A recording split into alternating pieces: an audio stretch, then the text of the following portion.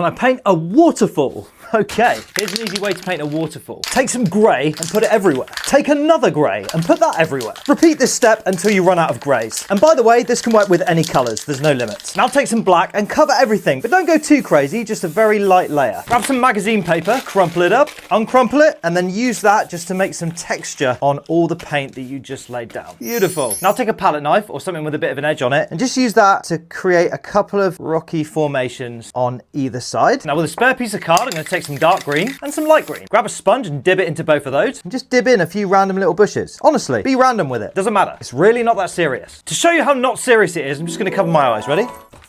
There you go, it's not serious. Now we need to decide where our waterfalls are gonna go. And wherever waterfalls are gonna appear, you want to add a little bit of shadow. So with some black here, just gently add some shadow where some waterfalls are gonna appear. You know what, for the bamps, I'm just gonna put a massive one up the middle to show you guys. All right, listen up. We need to take a break real quick. If you want to learn a little more than just waterfalls with spray paint, then comment the word coach and I'll teach you for free. To actually add waterfalls, you need to create an applicator. And to do this, we're going to use the straight part of a spare piece of card like this. So I know I'm going to want one that's about this wide, this guy. And then I'll also add a much wider one to show you guys. Before we add the actual waterfalls, we're going to add a lagoon at the bottom. So for that, I need this guy. And I'm going to lay him down right here. Now using this as a blocker, I'm going to add some dark blue to both sides, a mid blue, a light blue, again to both sides, and some white up the middle. Now using my phalange, I'm just going to come across and blend all of this together like this. A lagoon. Now if you want to come back in with your dark blue or some black and shade in these side bits, then you absolutely can do. Now take the white and shoot the straight edge to give you a misty waterline. You're done. Now to add the waterfalls, we're going to take some white and put it on a spare piece of card. All you're going to do is take your applicator and just scrape a bit of that white up. Then wherever you want your waterfall to start, you're just going to come in and drag slightly on an angle